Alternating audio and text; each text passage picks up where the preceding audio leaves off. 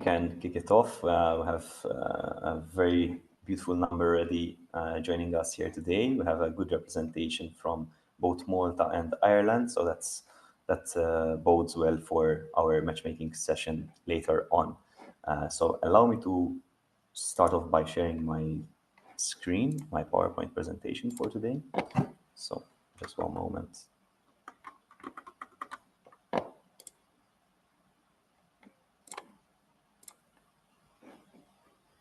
There we go. So, good morning, everyone. My name is Michele Ajus. I'm the policy advisor from the Malta Business Bureau. And today I've been given the honor to walk you through our online trade mission, which is being hosted in collaboration with our colleagues from the Cork Chamber. It's a great pleasure to welcome all of you here today. We have an audience pertaining to two European island states, both very close to my heart, Malta and Ireland. So it's one of the best audience I could have asked for, the best of both worlds. Some housekeeping rules before we start off. If you could all please ensure to keep your microphones off during the webinar. Once the presentations are complete, we will have the opportunity for a questions and answers session at the very end of phase one. So I encourage you to take note of your questions, and then at the end we can have a good discussion together. Please, in the meantime, enter your questions in the chat. I have my colleagues that will be monitoring them and making sure that we get back to you, or as many of them as possible at the very end. Just before we kick it off, I would like to remind you that this event is being recorded, and because we'll be using it also to follow up with all of you afterwards to make sure that we help you make the connections that we're all here for today. So let's start off with a quick introduction of who we are, first of all. As I mentioned, this event is bringing together two countries and two business support organizations. Allow me to start off with the Malta Business Bureau, which is my organization. We are a business advisory office of the Malta Chamber and the Malta Hotels and Restaurants Association. We have an office in Malta and also in Brussels, where I'm speaking to you all here today. We're here to really represent the Maltese business interests in the heart of Europe, and also to provide you with advisory services through our Enterprise Europe Network project. Our priorities are threefold through the EN: to facilitate access for finance for SMEs, facilitating internationalization opportunities, and representing SME feedback in Brussels. This event was made possible thanks to the collaboration with our Irish colleagues that you're seeing here with me today from the Cork Chamber, which is leading voice for the business community in the Cork, which actually also is Ireland's second largest city and fastest growing region. Cork Chamber represents more than 1,200 members, driving sustainable growth, innovation, and internationalization. As mentioned, this event and our two organizations' advisory work is possible only thanks to the Enterprise Europe Network project, which seeks to unite SMEs from all over the world, helping them become more sustainable, digital, resilient, and facilitating their access to international markets and funding opportunities. This is an EU-funded service, which is here to help SMEs grow. So please, after the presentation, feel free to reach out and we'll be more than happy to give you more information about our services. So let's give some context. How did we arrive to this point? NBB and Cork Chamber, they go way back. In fact, our story begins in 2019 when NBB, as part of its Enterprise Europe Network service, coordinated an outgoing company mission to Cork, Ireland, together with the Cork Chamber of Commerce and Cork Innovates Partnership. The mission offered 6 ambitious Maltese companies the opportunity to establish business ties with some of Ireland's most reputable cluster organizations, businesses, and also innovators. In fact, there in the picture, you can see the Maltese entrepreneurs, total of 6, accompanied by the then CEO of NBB, Joe Tanti, who I believe is here with us today as well. I think I saw him in the attendee list. So thank you, Joe, for starting our journey. And also we have some of the companies that attended that company mission also attending here with us today. Most of them were came from the field of digital and ICT, but we also had companies in other sectors. As a result of this combination, the two organizations, NBB and Cork Chamber, succeeded in establishing 4 cross-border partnership agreements between Maltese and Irish companies. Moreover, a group of 3 ICT companies teamed up to work together with the Cork Institute of Technology, the Munster Technological University, among other business networks in Ireland. So this opportunity opened up ample business, let's say, ventures for these Maltese companies, and this is what we're trying to replicate here today in a bit of a more digital and, let's say, virtual setting. So let's dive into the objectives that we have today for this online trade mission. First of all, we're here to raise awareness about the commonalities and the advantages of doing business between Malta and Ireland. There are obviously those very well-known factors. We're both island states, we're both at the periphery of the EU, both very much English speaking, and also we enjoy highly digital and advanced economies. But there are other technical elements that we will be hearing from our speakers and panelists later on. The second objective is also that we want to highlight the key stakeholders that nourish this close relationship between Malta and Ireland. In fact, in just a few minutes, we'll have the opportunity to hear directly from an array of honorable ambassadors, economists, business representatives from the Malta Chamber, the Irish Business Network, company owners, and even representatives from the Irish Business and Employers Confederation.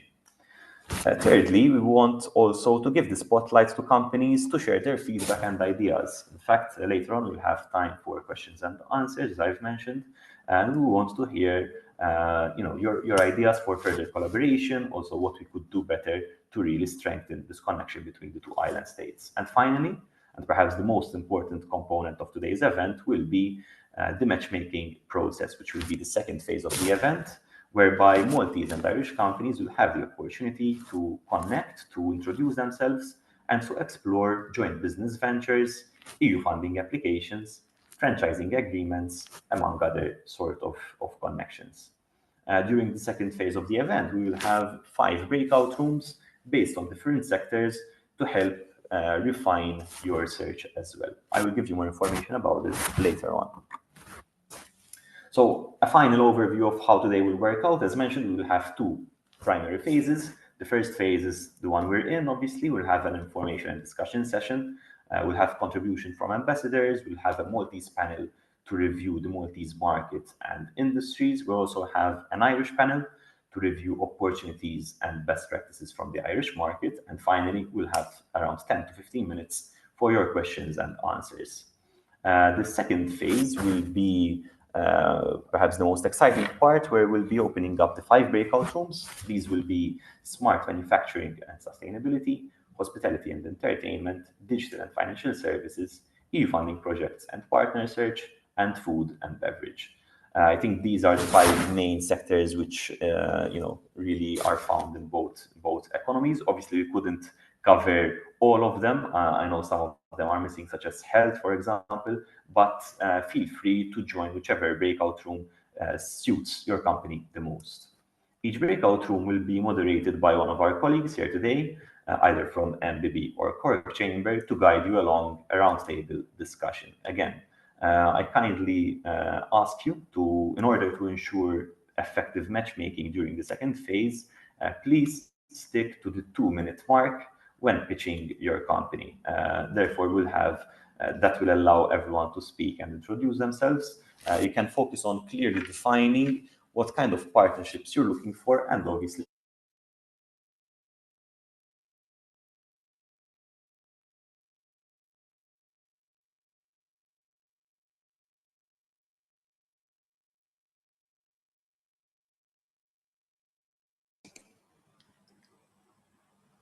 Have we lost sound from Michaela?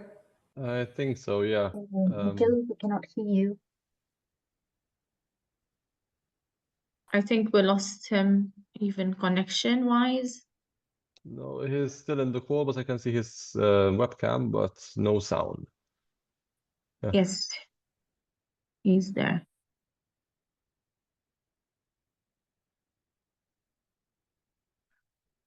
you hear me now? Yes. Okay, sorry about that. So we're back. Okay, and you still see my presentation, I believe, correct? Mm-hmm. Fantastic. Okay, thank you for alerting me. So I was just closing up. I was concluding. So thank you all for following up, following so attentively. As mentioned, we'll have time for your questions and insights at the very end of phase 1 of the webinar. Now let's move on to our first guest speaker, Her Excellency Caroline Whelan, Ambassador of Ireland to Malta. The floor is yours. Thank you, Michaela, for the introduction and for this opportunity to address the Trade Horizons event on market insights and collaborations between Ireland and Malta. Good sunny morning to everyone, I think, from what I can see on screen, which always puts us in better humour, I think. I think this is a really great initiative by the Malta Business Bureau and Cork Chamber. And I have to say, well done to all involved in setting it up, and those participating. It seems to be quite a good number have joined. I hope you'll find it informative and useful. Look, since I took up my role here as Ireland's ambassador to Malta in 2022, I've seen a significant increase in interest from businesses in Malta in collaborating with Irish companies and vice versa. Quite likely in part due to the work that you've been doing since 2019 with Cork Chamber and others. For example, we also had the Malta Chamber of Commerce had their SME week last year, which had a particular focus on Ireland and digitalisation. And we're very pleased to see Helga Mitzi's on the call today. The level of interest among Maltese companies was really high. And then we also had the Irish Business Network, which was established about 2.5 years ago, working in collaboration with the Malta Chamber. And we have Catherine Hurley, I see, online as well for that. I'm sure she'll be able to say more about it. It was set up with a view to working with various trade entities here to explore opportunities and share information in areas, as I say, like digitalisation, but also looking at trends and challenges in sectors like aviation and tourism. Now, I think some of you may already know this, but what would you expect if you decide to do business in Malta or Ireland with your counterparts? And I think first off, and it's not a small thing, I think you'd expect to receive a very warm welcome. As Michaela said, we're two island nations with similar histories and similar outlook on life, which makes for easy relations between us. That aside, in Ireland, obviously you have good transport access to a countrywide motorway system to connects all the regions. And we are continually investing in sea, air, rail and road networks. From the Maltese perspective, everything in Malta is accessible and the interpersonal connections here are made very easily, which means you'll always find the person that you need to talk to without too much difficulty. We both have young, highly educated, skilled and multinational workforces. And of course, we're geographically close to the European markets, albeit at different ends of the map. And of course, Ireland is even closer to the UK market. Connectivity, we now have direct flights from Malta to Ireland to 3 airports, with Ryanair flying to Belfast, which is Northern Ireland, to Shannon and of course to Dublin. And last year, Aer Lingus, our other Irish airline, opened a new route to Malta with direct flights from Dublin. Interestingly about that one, this includes opportunities for cargo for trade and manufacturing industries. And in particular, Aer Lingus is also a transatlantic carrier, unlike Ryanair. So you can now connect Malta via Dublin to 15 or so airports in the US and 2 in Canada. I'm just going to briefly outline in areas where I can see that there are opportunities for collaboration, and some of these already are underway, I can see from the participation list. I took a look at the EU's Digital Decade country reports for Ireland and Malta, and there's a few points that stand out which I think could be of interest. When you talk about basic digital skills, something like 73% of the Irish population have a basic level of skills, which is well above the EU average of 55. But this is seen as an area that needs further improvement in Malta, so there could be opportunities there perhaps. For fibre broadband to premises, 78% of households are covered in Ireland, but that's not quite as good as Malta's impressive 100%. So again, there could be shared learning there. Main areas for improvement that jump out looking at the reports are in the medtech area or e-health, but the report for Ireland recommends developing digital solutions such as patient apps and shared care records. Now, I know there's already been some advancement on that, But living in Malta and accessing healthcare systems here, I think Ireland still has quite a way to go. Ireland was scoring something like 11 out of 100 for access to e-health. Malta is up at 88%. So you can't, a stark difference there. Clearly another area for cooperation. Plenty of opportunities too, I think, financial services and insurance. Something that we both operate in quite significantly and perhaps could do more together with presenting opportunities. You do see some Irish companies who are here in those sectors, but there's probably more scope there. Tourism and real estate, again, accounts for a very high level of GDP in both countries, between 18 and 20%. And I think there's also specific investment vehicles available for investment in Irish real estate by foreign investors that can make them very tax efficient. Manufacturing technology obviously plenty of opportunities. Again, the iGaming sector is very big in Malta, along with fintech and blockchain. And of course, Ireland has a very successful story to tell in manufacturing, which again could result in shared information and opportunities. Maritime and aviation, maritime here, particularly Malta, is the largest shipping registry in Europe and the 7th largest in the world, which is obviously a huge benefit to them. Again, opportunities. Aviation is coming close in terms of the number of international operators who are here, the number of aviation companies that are set up. We have an Irish woman who runs a firm here who's solely involved in setting up aviation businesses in Malta, and that in itself is a growth area. In conclusion, I'd like to mention public procurement and opportunities that might arise there. I met recently with a Maltese businessman who had successfully tendered for the provision of services to one of the public bodies in Ireland. And he told me that he was very pleasantly surprised, not just that he had won, obviously, but the overall experience in the procurement process, which I had thought he might say was particularly bureaucratic, but his view was no, that it was all very clear, and he received lots of help when he had questions. So look, I hope that gives you some food for thought. I'm going to stay online for some of the panel discussion. I'm very much look forward to hearing the comments and views. Thank you. Fantastic, Your Excellency. Thank you very much for your insights and for opening up our event today. We heard some very interesting ideas. Obviously, we also mentioned other sectors which we will not be necessarily covering today, such as aviation, maritime, iGaming, procurement, which is a very interesting one, medical, and also education and training. I personally know of multiple companies looking towards Ireland for that aspect of training, even in certain sectors which are facing critical shortages, such as healthcare and well-being.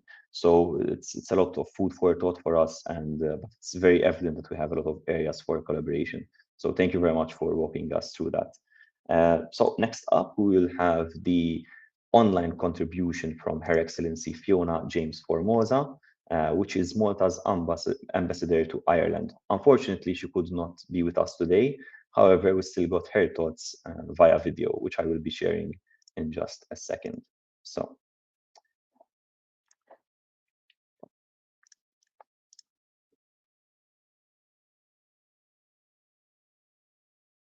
To European islands. Thank you very much for your time. It's a big pleasure to have you, and an even greater honor. So let's kick off with the first question. It's a bit of an icebreaker just to get your general preliminary thoughts about what do you feel are the main similarities between our two islands? Okay, so first of all, I wish to thank the Malta Business Bureau for inviting me as a speaker at this event. It's my pleasure, really, to be having this opportunity to speak about the advantages that Malta has to offer to Irish investors and entrepreneurs. So with regards to similarities, of course, the first thing that comes to mind is the fact that we are both island nations on the periphery of the European Union, and we thus offer access to European markets for non-EU investors. We are, of course, both English-speaking countries. Malta and Ireland have a strong advantage in this respect, so we can attract international business and talent. And this makes us very well placed to act as global hubs in our respective regions, so to speak. And my third point would be that we both have highly advanced digital economies. So we both have very strong IT sectors. Digital innovation is very integral to our economic structures. And I think this can be to both our advantage. Fantastic. Thank you very much. So what I'm understanding is that there are a lot of similarities that are also providing an advantage when it comes to doing business and trade as well between these two islands. So they also translate within that very, let's say, commercial world, which is very advantageous. Yes, Now, and if I can just add, the close affinity between our two countries, I think, is a good basis for this greater, commercial and business rapprochement between the two countries. There's a very strong friendship between our governments and our two people. So I think this also helps a lot. Excellent. So let's move on to the next question, which is, what, in your opinion, obviously you have a lot of experience when it comes to the Maltese island itself. What do you see that sets Malta apart from other countries in the EU or even internationally to do business with? Okay, so Malta has a unique range of features, I would say, that makes us an attractive destination. First and foremost is, of course, our strategic location in the middle of the Mediterranean Sea, because this provides businesses with an opportunity to establish a presence in different markets and therefore to diversify risk. Our geographical position is very well known, and it allows companies to connect with both Europe and Africa, for example. Malta has a stable and favorable fiscal system. We have a tax system that predates our accession to the EU, and this makes us more stable and less vulnerable to challenges. We also have an efficient legislative adaptability. So legislative processes are streamlined and enable quicker adjustments to accommodate businesses' needs, of course, in line with EU regulations.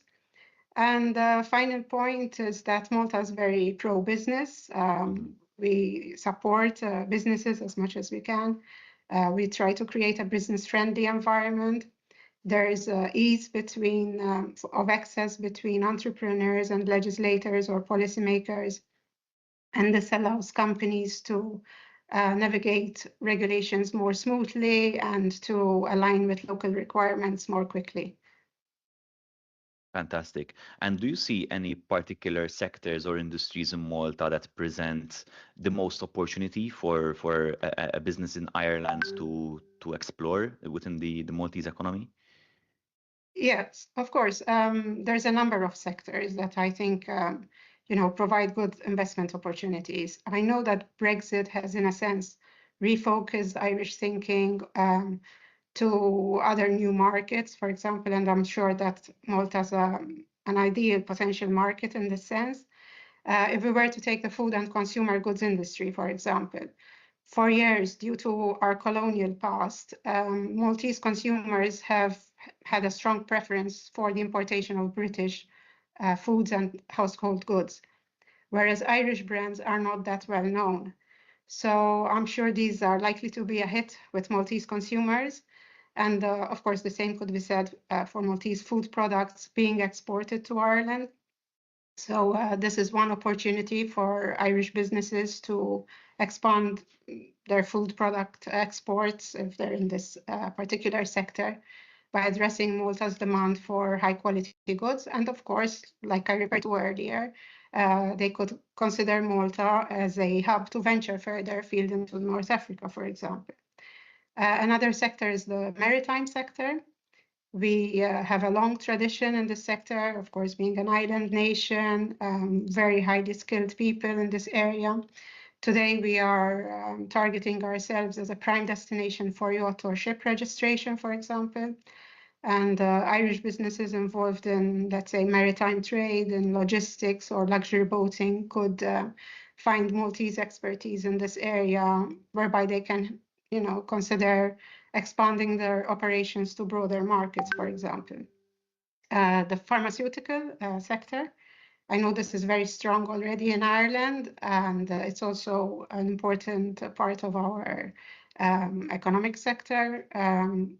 It's interesting to note that Ireland exports 35%, well, 35% of its exports to Malta are pharmaceutical products, but the same could be said for Malta's exports to Ireland. So I think there is scope there for increased collaboration, let's say in advanced manufacturing and distribution or research partnerships, for example. Malta has a life sciences park, and this could be of interest to businesses here in Ireland. Speaking of advanced manufacturing, the island has also managed to attract business from higher value added and knowledge-based industries. And this includes pharmaceuticals, as I mentioned, but also medical devices, mechanical engineering, electronics, maritime products, as well as high-end packaging, for example. So we're very well placed in this respect. And another sector is the iGaming and fintech. In fact, there are now several hundred ICT companies operating in Malta, and fintech has gained significant popularity. In fact, we were one of the first countries, we were a pioneer country, I could say, that sought to regulate this space, and this has attracted a number of countries to the companies to the country. Another sector is the film industry. Again, I know Ireland is very strong in this respect, but I think there is scope for collaboration as perhaps joint locations for English language film production. Malta boasts a unique infrastructure such as the water tanks and sound stages, whereas Ireland can provide complementary resources, locations, expertise, etc. And of course, I have to mention the services, especially financial services. So insurance companies, pension funds, investment funds, these are also important sectors which are growing as well and provide great potential to explore partnerships. So I think more or less I've mentioned a few sectors which I think could be quite attractive. Great. That's a really good introspective look at the opportunities between the two islands. I mean, I'm hearing culture, arts, services, digital, Yes, of course. ICT, even manufacturing. So it really shows purely how tied these two economies are and how much they can really explore mutually beneficial opportunities. So thank you very much for your insights. It is excellent, and I'm sure it will be of great help to our audience today. I just wanted to close off by asking whether you had any final remarks or words of advice for our companies that are joining us today. Okay, well, thank you first of all again for this invitation, and I wish you and your attendees every success. I just would like to add that through its various authorities and schemes, government seeks to support those who wish to explore business opportunities in Malta. And of course, should anyone wish to have more information on this, I would be more than happy to assist through our embassy in Dublin. So do count on us. Great. Thank you very much. I'm sure that we'll have a good influx of companies reaching out to learn more about the opportunities in the Irish market. And it's been a great honor once again to have you. So thank you very much, dear Thank you Ambassador. so much. Thank you very Thank much. you. Bye-bye. Great. So that was the online contribution from Her Excellency. Again, she apologizes that she couldn't join us here today. However, it's good to know that I will be including all of the contact details of all speakers and ambassadors joining us here today with us, that they are more than happy to receive your queries and any requests for support that you may have after the event. So I will be including this in the chat in a few moments. It's also good to mention that obviously the ambassador, Fiona Jane Formosa, will not be available with us during the questions and answers later on. So let's move on to the first panel. This will look into the Maltese markets, and it will be moderated by our own Gabriel Kassar from the Malta Business Bureau. Gabriel, perhaps you can give us a bit of an introduction about your role at MBB and also who are the panelists representing the Maltese economic ecosystem. Thank you. Yes, thank you very much for the introduction, Michael, and thank you also to our ambassadors for their interventions. I think it ties in quite nicely with the topic of our two panel discussions. Just as a quick introduction, I'm Gabriel. I'm the MBB's Head of Projects and Sustainability. So basically my role, I oversee MBB's EU projects work, where we try to design projects that benefit businesses in some way, either through training programs, highlighting funding opportunities and other business support services. And I also look at the policy side in terms of looking at what's happening in Brussels in terms of legislation that will impact Maltese businesses, mainly stemming out of the EU Green Deal. For today's panel, I would like to welcome Helga Mitzi. Helga joined the Malta Chamber in April 2024 as International Relations Advisor, covering the general coordination of international affairs.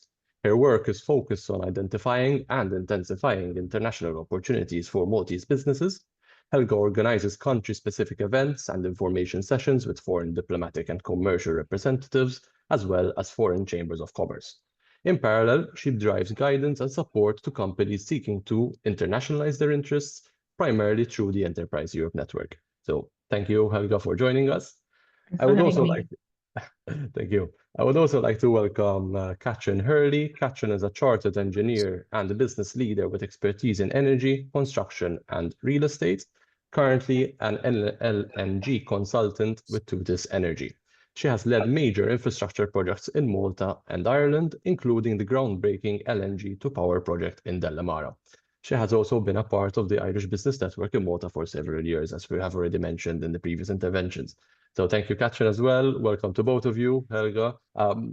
Katrin, I would like to have this a bit of an informal discussion, so feel free to jump in, even if other questions are addressed to the other speaker. It would be great to have a bit of a good back and forth. But my first question actually will be to Helga, and here I will try to ask you to deliver a sort of short pitch on behalf of Malta, in the sense that what do you think sets Malta apart from other countries to do business in? So what do you think are our main benefits, so to speak? Thank you. A few words of thanks, first of all, for this invitation, and a thank you goes particularly to Ambassador Caroline and Catherine, with whom the Malta Chamber cooperates in a brilliant fashion in the IBN, the Irish Business Network formation, which we will shortly be holding a second round of in the coming weeks. So I wanted to make it a point to thank both of them, and a particular word of appreciation to MBB. You know, we're partners in the consortium on EEN, and I think that we can take the interest that comes out of this morning's very good session forward together. So that's only by way of intro. Back to your question, Gabriel, I think most of the highlights were already mentioned by the two ambassadors. So the main pillars are more or less already out there, but I think one of the greatest pluses that is perhaps sometimes overlooked, but pretty obvious at the same time, is how diverse Malta's economy is. So we had to look at the way the economy has continued to grow over the past year. You can see quite a varied range of sectors, from IT, support services, manufacturing, still very strong at 7%, financial services, scientific and tech activities. And on the basis that were already described earlier, these are really the areas where Malta and Ireland could really hold hands. The ambassador mentioned earlier as a country-specific occasion that the Malta Chamber held with Ireland during the SME week. And a very valid point was made, because sometimes there is the impression out there that the two countries compete because they are strong in the same sectors, whereas our understanding and our projection of a collaboration is that they are complementary and definitely not competitive. So one of the strong points is clearly our common EU membership, the common law basis, which sets the governance parameters as rather close. Our connectivity as a country, I do understand Fiona mentioned our brilliant outpost position for North Africa, but not just. So there's a growing experience in the Maltese business ecosystem entering Sub-Saharan Africa, and this was helped greatly by the opening of 2 diplomatic missions in Ghana and Ethiopia, which of course set a very good foundation for business then to enter. The exercise has been rather successful. It's still quite nascent, but there's already a clear sign that Maltese business has already what it takes to also access Sub-Saharan African markets.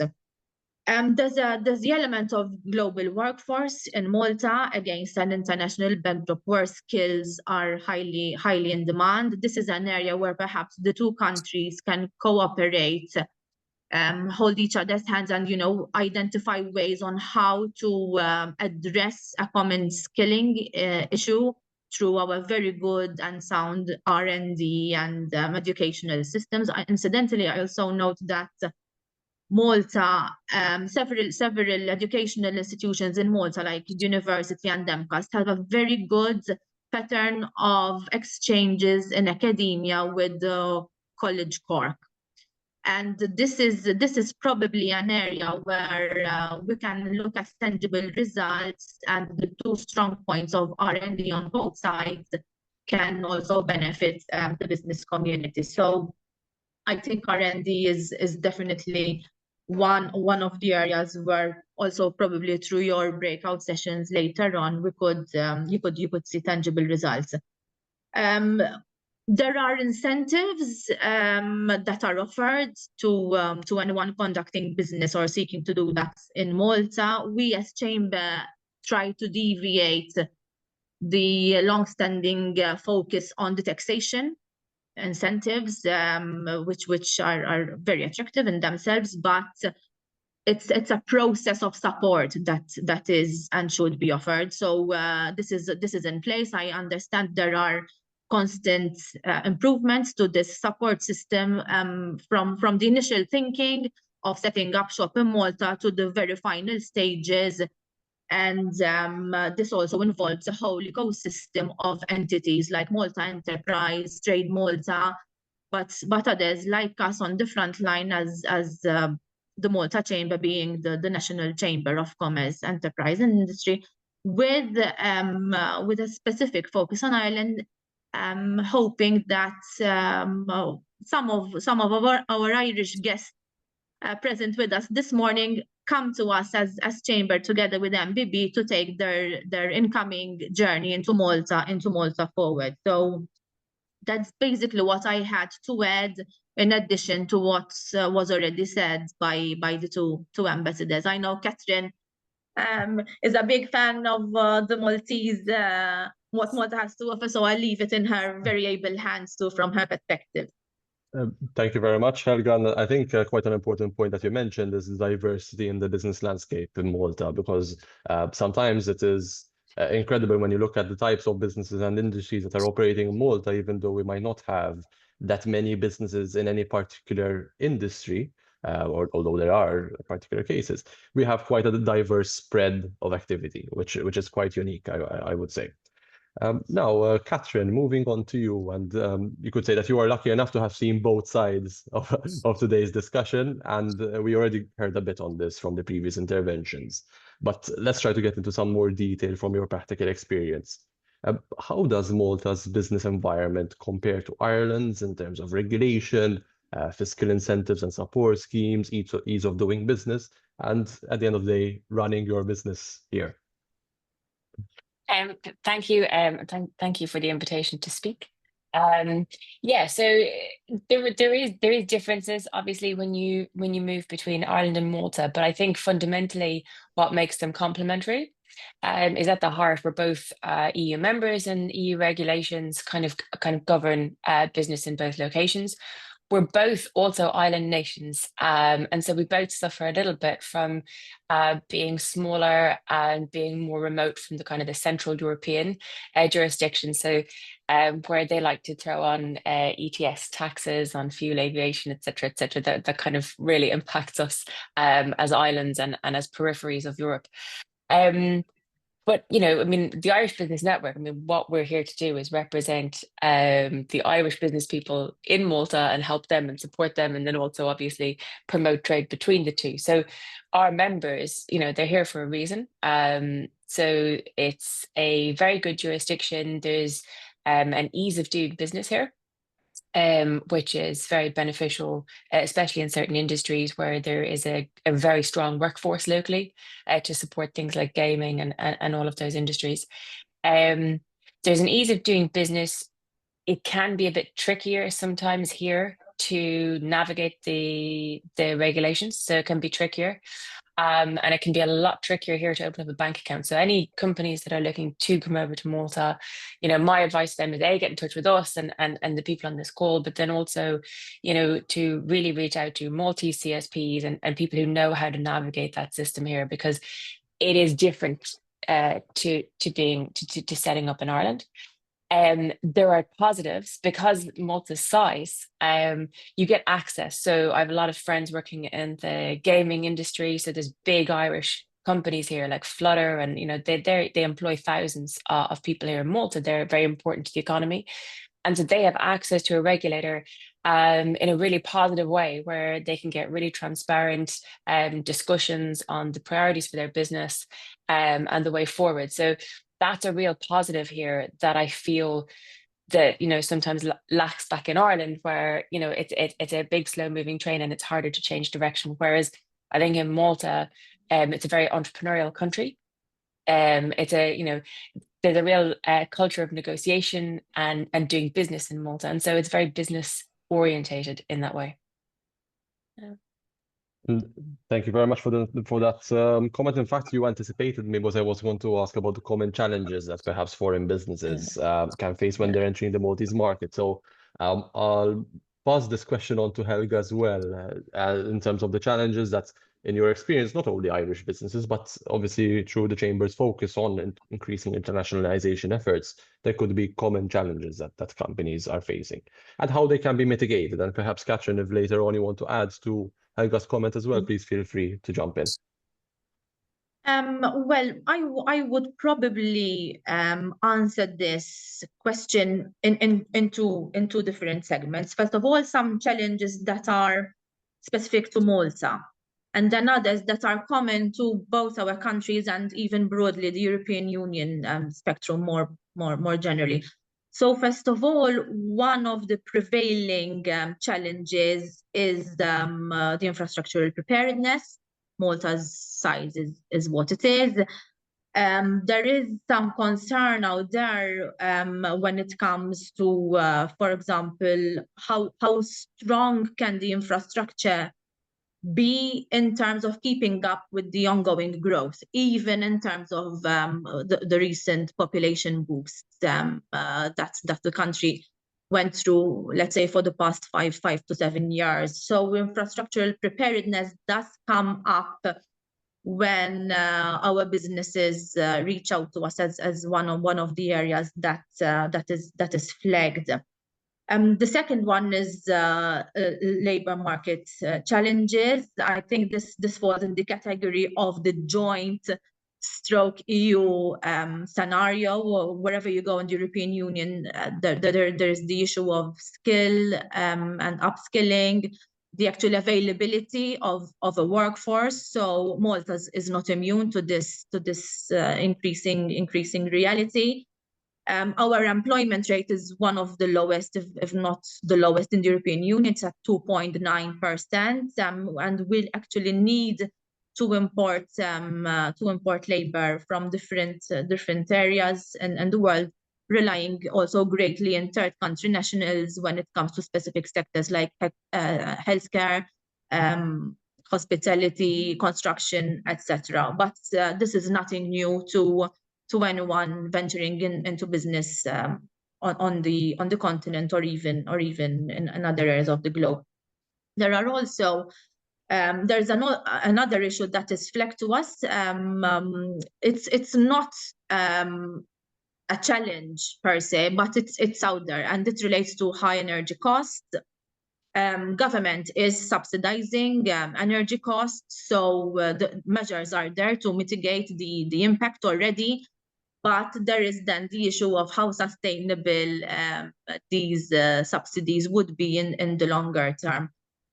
Then perhaps another element that is common to both our countries is insularity. Although I must say that in terms of airline connectivity, Malta has done a fantastic job, also to airlines like Ryanair. Anywhere in Europe is reachable within 3 hours.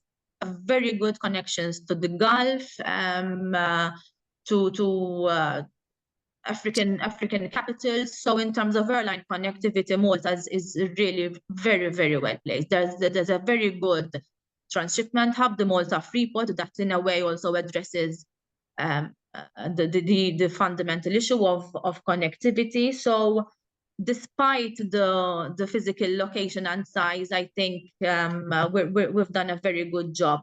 And we have along the decades really transformed this element of insularity and our geostrategic positioning into a plus. First of all, as Ambassador Caroline mentioned, we are very accessible. So from the grassroots to the highest level of entities is very accessible in Malta.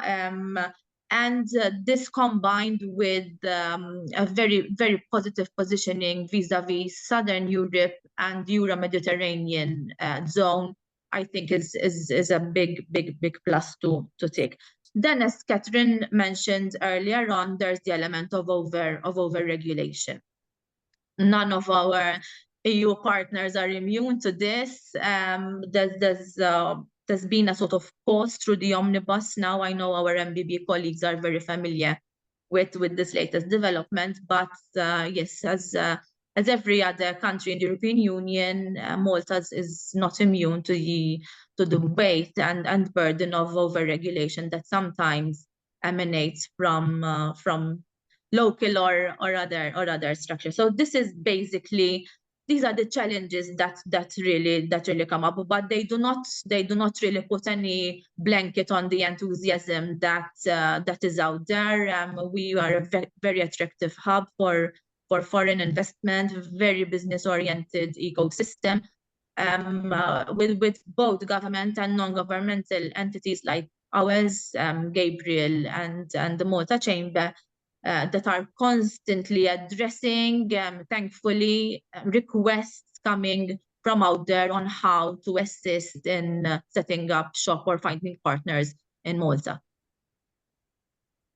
Thank you very much, Helga, for that intervention. Yes, I think it's important to also highlight challenges, not necessarily since they are negatives, but in a sense they point towards opportunities for improvement. And as you said, there are certain aspects which are challenges faced by almost all EU member states, especially when it comes to over-regulation, for example.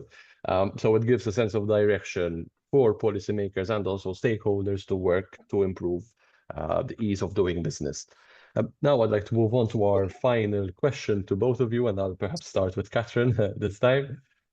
And then Helga, you can answer the same question as well. We already heard the perspective of our ambassadors, and I'd like to see what you think as well, from perhaps what you have already seen in your work or what you would like to see as representatives of the Malta Chamber and the Irish Business Network, respectively. What sectors in Malta or industries do you think present the most opportunities for Irish businesses to tap into and internationalize? Well, I have to pay attention to the chat comment about agri-food. So let me start there. I mean, Malta is an island. It's small. It has limited water resources. And so agri-food is something that doesn't exist here to a huge extent. There are 2 companies I'm aware of that are working in that area. There's probably more that I'm not aware of. But it is an area, it definitely must be a growth area because it's necessary to become one. And if we just go, so a very specific hurdle for doing business in Malta. Like, if you want to do business in Malta, my advice is a relationship. Everybody here knows each other. There's all sorts of interconnections in the Maltese business community, and that's difficult to navigate at the beginning. So if you're going to move into a sector like agri-food, where there is absolutely a need, and I think both countries, both countries have opportunities to learn from each other and grow. But you're also moving into an area which is quite traditional in Malta. So you've got like a food production here. You've got the Picali. They have this kind of grandfathering arrangement the right term? I'm not sure, but as in where, the license gets passed from father to son to father to son. So to break into that industry, and albeit I would say if you speak to any government minister, they would say, yes, there's absolutely a need, because the future is going to be going vertical. We don't have space, so let's go vertical, let's go high tech, let's go, at the moment there isn't enough testing available in Malta. So all these things, yes, need to be addressed, but also there's going to need to be a Maltese counterpart that can help navigate the challenges of updating a very traditional industry. And I don't know if the Maltese people are nodding or want to challenge me on that. But so agri-food for sure, medtech, what the Ambassador Whelan mentioned earlier on, it's another real growth area. And there's really, because there's so many people in fintech and in iGaming and in these technical sectors in Malta, it's kind of a natural progression for those to move into that niche area that's a real growth across the EU. So those would be my two picks, other than what's already been mentioned before. Helga, over to you. Yes, I'll possibly build on what Catherine already said on the agri-food sector. So in Malta, we don't have much raw material on that front, but we do have good techniques. And I think the two companies that Catherine was referring to are the same ones I am thinking of. So I think this could be a very good test bed to come together and bring the lush Irish range of raw materials that are given to it by nature, and the expertise that was developed on the islands through possible collaboration. We could use, for example, joint techniques on best ways to maximize on water technology, which for Malta is a cardinal outstanding point. There's also smart farming that we could develop together in this field. Then there are also food and innovation initiatives that can be taken. For example, the Malta Chamber is in I'm mentioning this only by way of example. We're involved in a food technology project, that makes good use of food waste and develop it into something edible. There's a particular fruit, pomegranate, for example, a very strong fruit in the Mediterranean diet, which we are developing through our techniques into fortified drinks. So I'm sure that this could be something that possibly we could follow up together as a very interesting niche.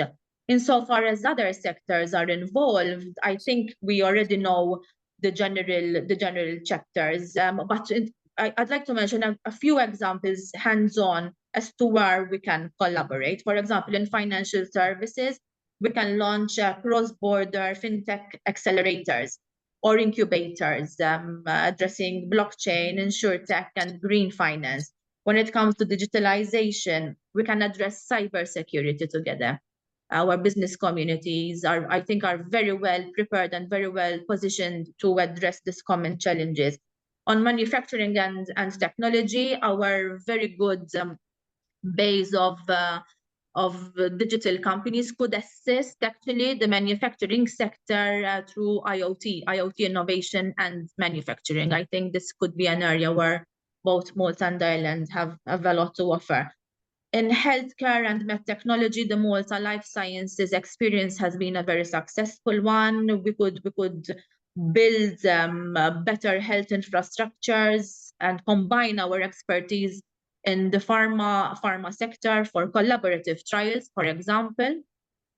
Moving on to maritime and aviation, something that is a need for us in Malta is green transport innovation, for example, where I think that Ireland has some places we could benefit from, and smart ports and airports, seeing that our insularity is an issue that we should or possibly could address most efficiently together. Once again, using probably up and coming technologies like IoT on this front.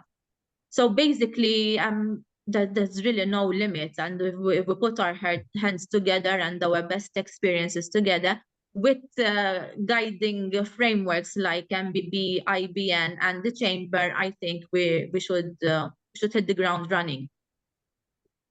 Helga, Catherine, thank you very much for your contributions. We'll see you also in the Q&A after the next panel.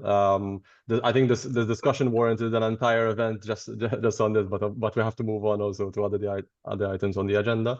Thank you again for your contributions. Thank you also to the comments for their input. Michele, back to you. Thank you very much, Gabriel, for your excellent moderation, and thank you to Helga and Catherine once again for the very detailed contributions. I'm sure we'll have some questions for you later on during the Q&A, so we'll see if we can have you for a bit longer. But now we'll move on to our next panel, our final panel, which will look more into the Irish perspective. This will be moderated by our colleague from Cork Chamber, Monica Valdez. Hi, Monica. Can we hear your introduction and also who we have representing Cork, Ireland today? Yes, thank you, Michael, and thank you very much to Gabriel, Helga, and to Catherine. Those were actually very interesting insights. You hear a lot about how Ireland and Malta are similar, but you also fail to listen how they are like challenges for both islands. So it was actually very insightful. So moving to the Irish side, I want to introduce myself first. My name is Monica Valdez. I am with the Cork Chamber of Commerce in the International Department, and I am the Enterprise Europe Network Advisor, and I help mostly to companies that are looking to expand internationally or they are looking for access to finance, also to establish their sustainability journey. So for this panel, I have with me Murad Meji. He is an economist at the company IBEC.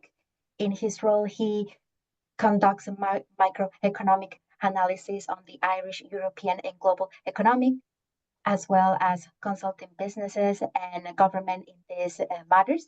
He has completed a Master in Science in Economics and Governance at the Leiden University, and he has worked in finance for several years. And from this, he brings a particular area of expertise in financial economics as well as trade and international microeconomics. So welcome, Brad, and thank you so much for joining us today. Thank you very much, Monica. Also, I have with me Conor Hyde. He is the founder of Bull's Eye, which was founded in 2001 to provide expert business marketing support for Irish food and drink companies. He has over 24 years working experience as a business consultant and has mentored over 500 food companies here in Ireland. He runs the regional food network for Cork called Taste of Cork, which has over 600 active members. Conor also has his own Irish whiskey company called Hyde Irish Whiskey, which was funded in 2014. And today, his company exports 25 different Irish whiskies to over 65 export markets around the world. And coincidentally, one of those markets is Malta. So thank you very much, Conor, for joining us today. It is actually very good to have you here. And just to kick off a little bit of our panel, I want to start with you, Murad, with your background and your knowledge. I would like to know your thoughts on what would be Ireland's key strengths as a business destination, especially for international markets like Malta. Absolutely. Well, look, thank you very much, Monica, and thank you to everyone for being here today. Just as I heard the first panel, I was listening to them, and what really did strike me was the similarities between Ireland and Malta, not just in, as we know, geographic composition, but also in how we approach commerce and international trade. We've both built our brand in being small, open, and diversified economies. For Ireland at the moment, we have seen the last decade has been one of strength. We came back from the financial crisis quite robustly. That obviously took a serious toll on the Irish economy. But from that, we developed a number of sectors or accelerated the development of sectors that were already in process before the crisis hit. So obviously with Ireland, our largest sectors are ICT and pharmaceuticals, which also includes chemicals, but we also have a strong, as was mentioned, agri-food industry. And we also have a lot of developing industries that have gone somewhat under the wire or under the radar, particularly telecommunications. And we actually have a few, we have a strong studio in Ireland now, Ardmore Studio, which actually can boast a number of Oscar winners. So we have a number of fledgling industries. But Ireland is in a good place. Coming out of the COVID-19 crisis, like a lot of countries, we had similar challenges. We had an inflationary shock, which is now thankfully subsided. We are positing one of the lowest rates of inflation in the Eurozone at the moment at about 1.4%. We're also coupling that crucially with relatively strong growth. Now, in the years before the COVID shock, we had growth, quite high growth in terms of GDP. Obviously, GDP is a bit of a complicated number for Ireland because there's a lot of tax distortions happening there, but there was also underlying strength within that. Following COVID and following the opening up, we've seen very tight labour markets in Ireland, quite similar to Malta, not quite at the 2% that Malta is showing.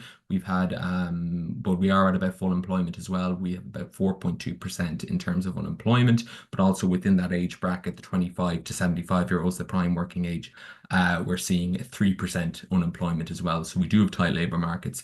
So we are also, however, quite dependent then on international workers. Ireland has one of the highest rates of international workers in the European Union. I believe we have roughly double the average in terms of 30% of our total labour force in Ireland is foreign born. So we are incredibly open to movements of labour. And within that, though, however, 64% have a third level college degree. So not only are we quite open to foreign source of labour, the foreign source of labour that we have are quite highly educated. And this feeds into a lot of opportunities for businesses investing in Ireland because we are open with a highly educated domestic workforce as well as a highly educated international workforce that is being pulled into the Irish economy. And just to wrap up on my answer to your question, we do have, as I mentioned, our major growing sectors in terms of ICT and pharmaceuticals and financial services. There's a lot of opportunity for spillover there, a lot of opportunity for companies to come in and integrate into that. There's been a lot of knowledge sharing. Obviously, Ireland is a major exporter. We punch above our weight in terms of having multinational companies in Ireland and exporting outwards, but also as well, we have our own domestic companies that have grown. So there is a high growth opportunity for any company, a small business, a medium business, even a larger business operating in Ireland to integrate into the supply chain and to upscale from that. Thank you. Thank you, Murad. It is actually very interesting. And when you touch the topic about the foreign, workforce coming into Ireland, that's also a very personal topic to me because I'm foreigner as well. So I came to Ireland because it brought a lot of opportunities. And I like to see that Ireland is as open as Malta in that regard and that they are both, like growing. And I think that that's also very important with the whole topic of globalization. We have seen, a lot of topics about immigration and foreigners, but it is also very good to see that Ireland as Malta are very open to it. So jumping a little bit to another topic, Connor, I know that we have talked before about your expertise, but you have also mentioned that Malta has a special place in your heart, not only in business terms, but also in personal terms. But from your perspective, like what lessons from Ireland's journey could help the Maltese companies scale like internationally? What would have been the lessons that you have learned? I see. Well, perhaps you can hold. Sorry, Connor, you're in mute. Sorry, can you hear me now? Okay, classic mistake. So thank you, Monica. You're right, I have a lot of love and affection from Malta, given that I had my honeymoon there and I learned how to dive there and got my PADI license many years ago. And I actually export there as well for quite a few years with my whiskey brand. So I feel like I know a little bit about Malta, not a lot, but enough hopefully to give some good sound advice today. I suppose some of the lessons I'd give is that, you know, we're both island nations, we're both small, you know, we both have similar mentality and business ethic. And I think the first tip is to get off the island, because some of the most successful SMEs I know in Ireland, they export more than they sell domestically. So there's huge potential to sell, and it's sometimes easier to sell internationally, I found, than it is to sell even in Ireland. With my own business, I export 95% of all our product, and we only sell 5% in Ireland. And a lot of companies can jump frog quickly into exports with the right help and advice from many of the bodies here today. Some other lessons and tips I'd give, I would say focus on Northern Europe initially. I feel it's a higher value market, and there's more you know, development and potential there to enter the market with the right partners.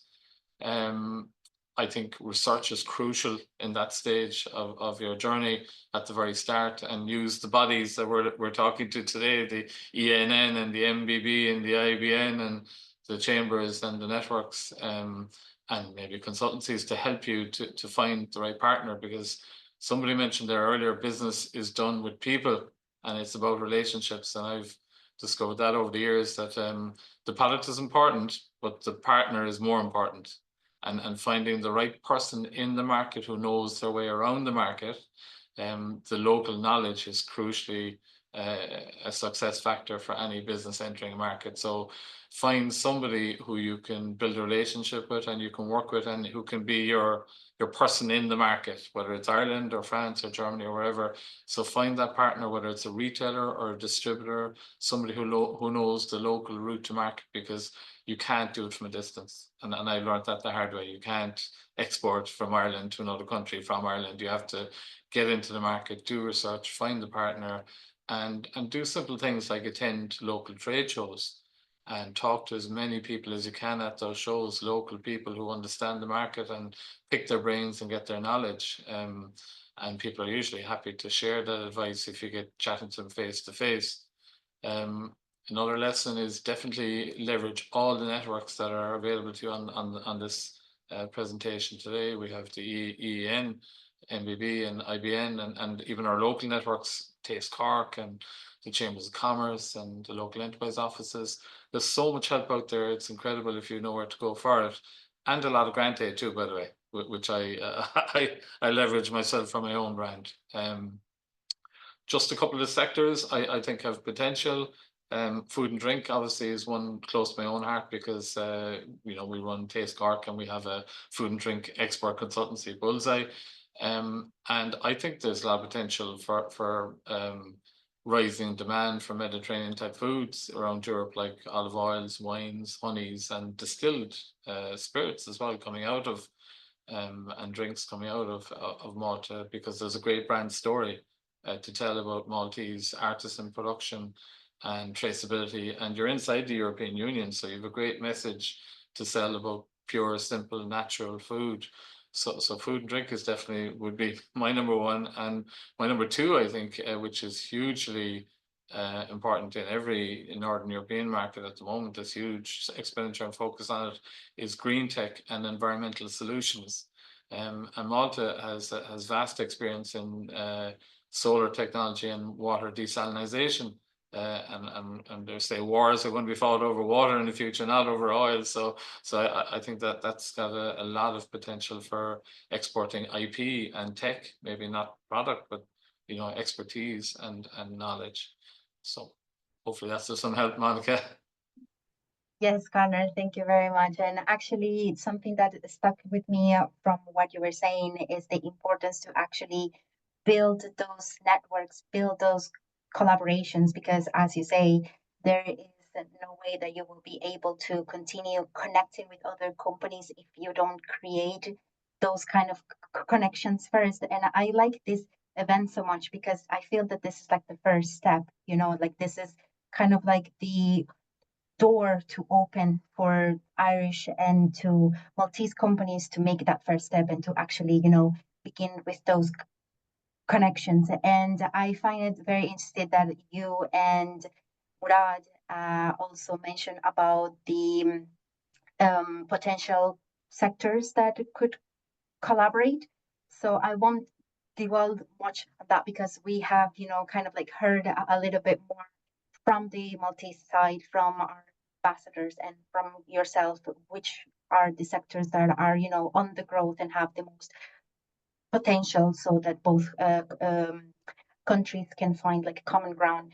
But I would like to know from your perspective, Rod, what would be some common challenges from Irish companies that face when they're entering new markets? We've heard the Connor's perspective, but I would like to know yours and how might those lessons help Maltese companies that are planning to expand or they're, you know, kind of like have their eyes set to our country.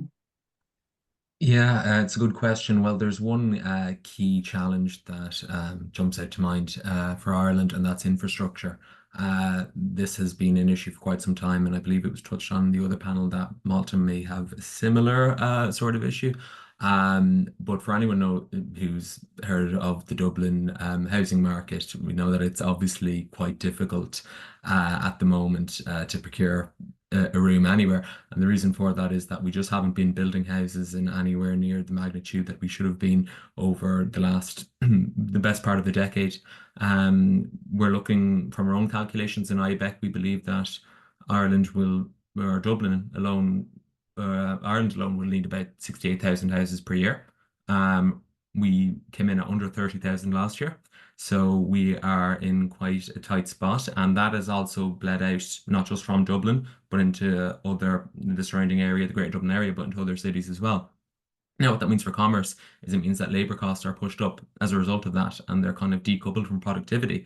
So right now, wages in Dublin and in the other cities and throughout the country have been pushed up by those higher prices. So that's one business cost. But not just housing, we also have particular pinch points in terms of infrastructure, in terms of transportation. So our road and rail infrastructure isn't where it should be at the moment.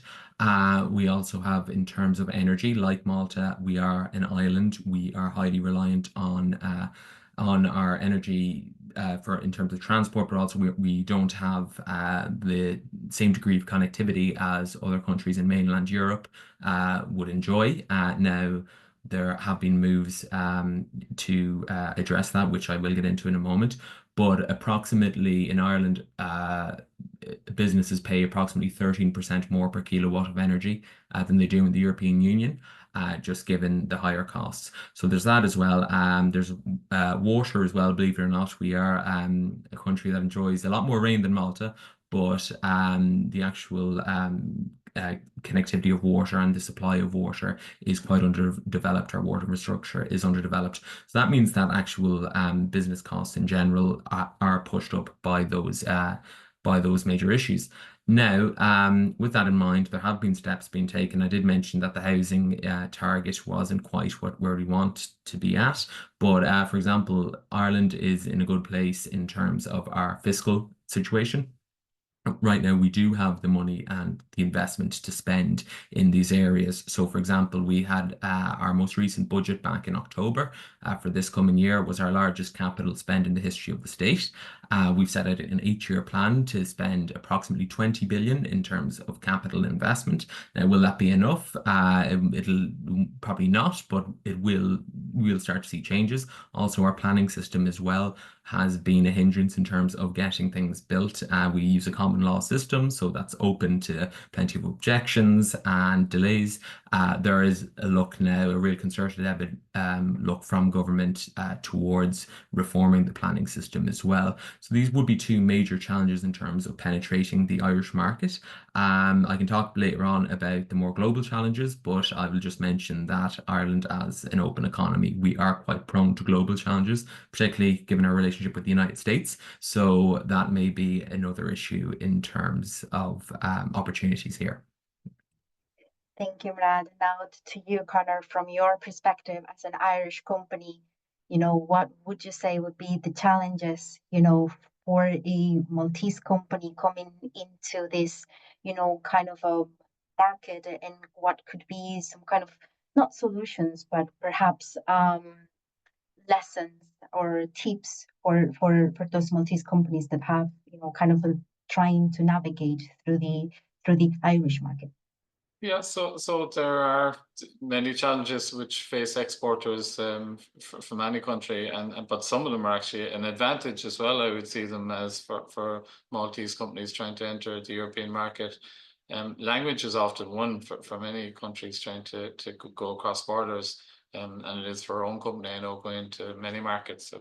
I was in Taiwan last week, and I don't have a lot of Taiwanese, so it was quite difficult.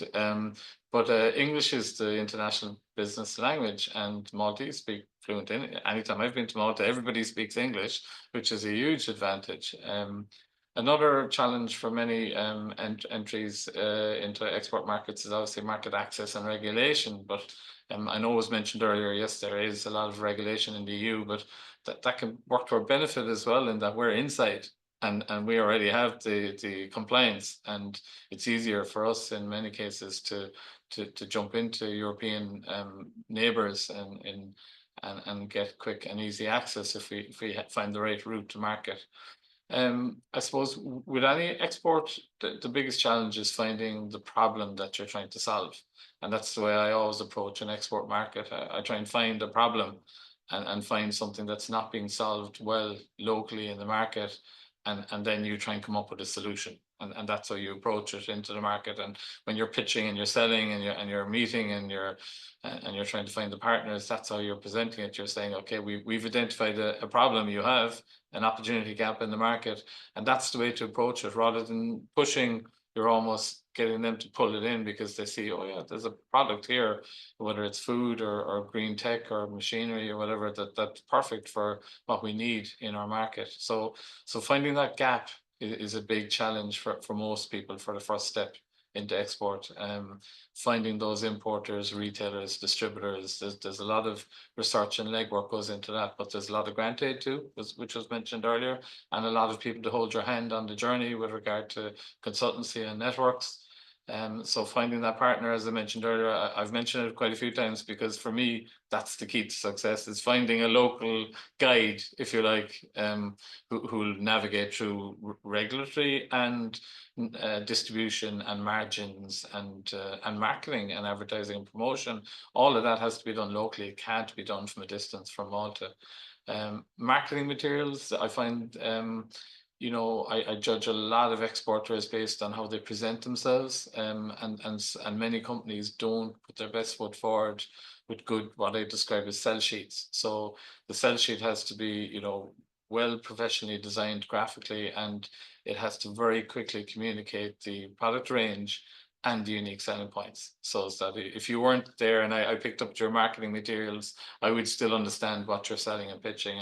And I go to a lot of trade shows, and I notice a lot of companies fall down in that area, in that their literature hasn't been vetted maybe by somebody in the market locally with regard to language or content or requirement of the market. So marketing materials is certainly a big challenge for selling into the market for the first time. The last challenge, which we struggle with all the time, we're in 65 markets, but it's taken a lot of time to find the right partners, is building up the databases. So finding the right people to talk to. So you have to kiss a lot of frogs before you find the right importation partner. But finding the right partner is worth its weight in gold. And if you find somebody who's interested in your brand and your product, and who's going to see that there's an opportunity to make money, because it's all about money. They want to make money. That's why they're going to do business with you. And it's all about sales. So sales and money make the world go round, and finding that buyer and that contact, and building up your database of contacts. And again, use the EEN, the MBB, the IBN, Chambers of Commerce, you know, access everybody. And there's many very good online databases as well now, like Best Importers and Rocket Reach and things you can use to build up your CRM database of people you're going to chase for sales. So they're my top challenges that I deal with myself on a daily basis exporting, and I hope there is some help to some of your listeners. Thank you so much, Connor. Thank you so much, Brad. It is actually very interesting about the challenges. It's something that Gabriel said in the previous panel, is that it is good to see challenges, because I think that actually pushes us to think outside of the box. Because, you know, in this changing world right now, and with everything that is going on, sometimes for SMEs, it is quite a challenge. And what you say, Connor, about finding grant aids from your local authorities, I think that that's something that is key too for SMEs who are, you know, trying to penetrate into the markets but don't know how. And also, it is also very useful, you know, kind of like having in mind. So thank you very much, Murad and Connor. I really think that you have given us a little bit of perspective from the Irish side. So thank you so much for joining us and for being here. And so I go back to you, Mikkel. I appreciate it. Thank you, Monica, Murad, and Connor, for your insights. It's been incredibly interesting. I'm aware of the time, so I'll quickly move on to take an additional comment from Ambassador Caroline Whelan, and then we'll jump right into the quick questions and answers. Okay. Thanks, Michaela. Yeah, just a couple of points that occurred to me as I listened to the various interventions, particularly in relation to food products.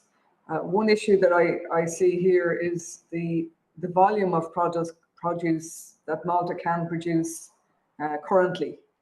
For example, you know, I think Connor mentioned the Maltese wines, which are excellent, but Maltese wines are only available in Malta because the volume is such that there isn't sufficient to export, as I understand it. Now, smart farming, Catherine, I think, or Helga mentioned, might get around that in time, but it is a factor at the moment. On the reverse side, getting Irish exports to Malta, I've spoken to an importer here who said he was very happily bringing in Irish meat products, so beef and lamb and chicken. And then he discovered that the supplier became less interested because the amounts that he was looking to import was relatively small from the exporter's point of view, and he wasn't entirely sure it was worth his while doing that. So Connor's point about finding the right partner is critical, I think.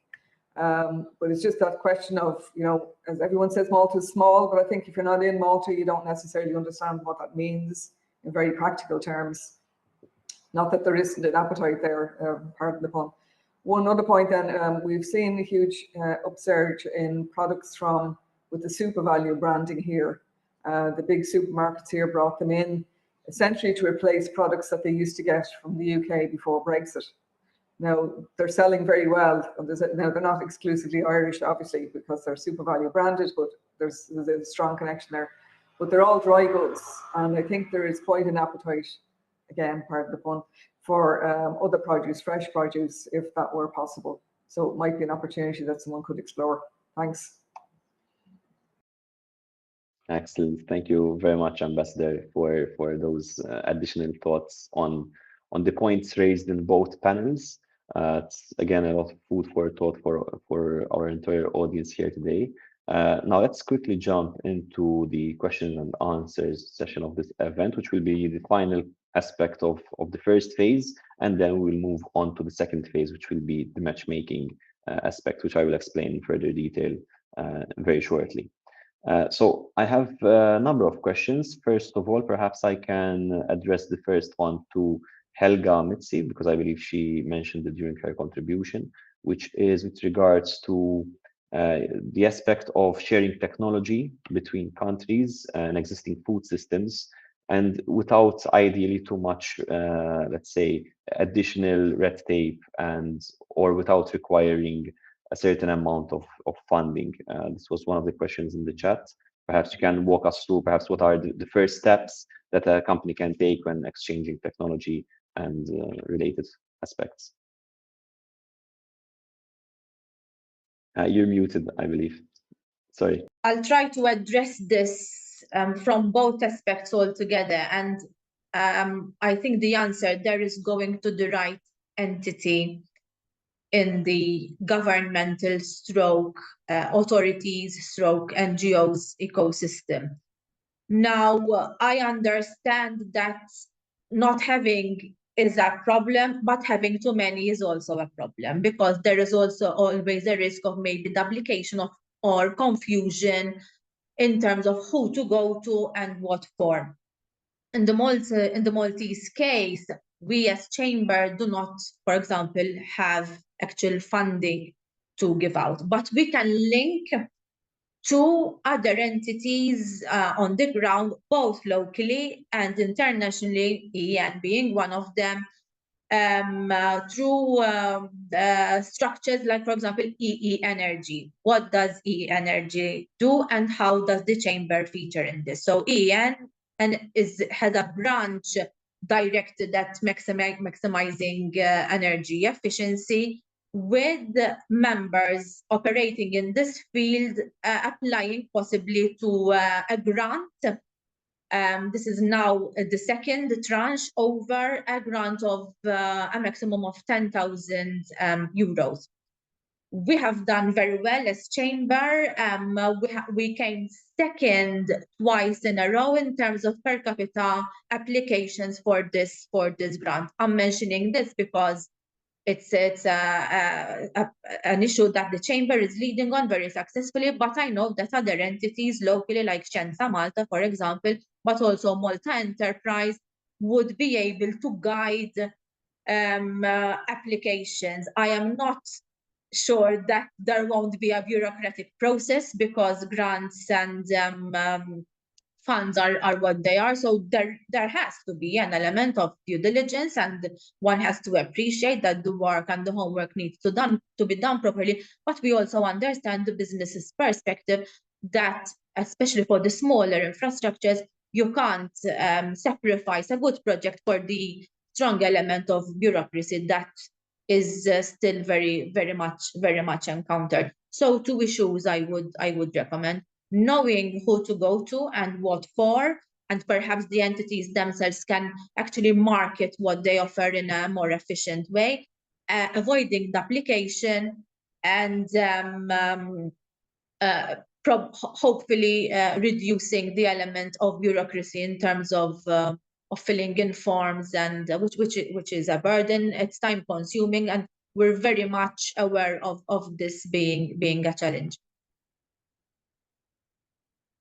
Great. Thank you very much, Helga, for that comprehensive reply for Jo. And we all know Jo, she's very much active within this industry. Very true. So we do appreciate also her contributions. So I'm aware of the time. I don't believe that we have any further questions. So perhaps we can take this opportunity to move on to the second phase of the event, which is perhaps the most exciting part, the matchmaking aspect. But before, please allow me to conclude this phase by wholeheartedly thanking the key people that made this event possible. First of all, our colleagues from the Cork Chamber for their collaboration, particularly Monica Valdes, Alicia Cardenas, Grace Kelleher, and Vicky O'Connor for taking care of all the logistics today. And also to my colleagues from the Malta Business Bureau, starting from our CEO, Mario Schwirep, Gabriel Kassar, Ralph Grima, and a special thanks to our EN representative, Jasmine Kassar. You were all instrumental in making today possible. I also wish to thank all the speakers who gave their contributions and insights today, Her Excellency, the Ambassador. We would also like to thank the Honorary Consul for Malta in Cork, Mr. John Minahan, who has been a great point of contact for Maltese businesses looking to access the Irish market. Unfortunately, John could not be with us today. And a final thank you to the audience for sticking around for the first phase of the event. Now, let's move on to the second phase, which we've all been waiting for, the matchmaking breakout rooms, where you'll all have the chance to connect with one another and explore potential collaboration opportunities. We'll have 5 breakout rooms, as explained in the email invite earlier today: smart manufacturing and sustainability, hospitality and entertainment, digital and financial services, EU funding and partner search, and food and beverage. Now, your Zoom interface should change in a couple of seconds, and you will be asked to join one of the 5 breakout rooms, whichever suits your company most. In case of any questions or technical issues, we will still be monitoring the chat, so reach out to us over there. And once the breakout rooms come to an end, the event will be concluded. So if during the event or the breakout rooms you envisage any potential collaboration with an Irish partner or with a Maltese partner, or via the Connect Me app, which we linked in the email invitation, please reach out to us and we will make sure to facilitate contact between you and the prospective partner. Thank you very much, everyone. Once again, happy networking, and I wish you a pleasant rest of your day. Let's meet in the breakout rooms. Thank you.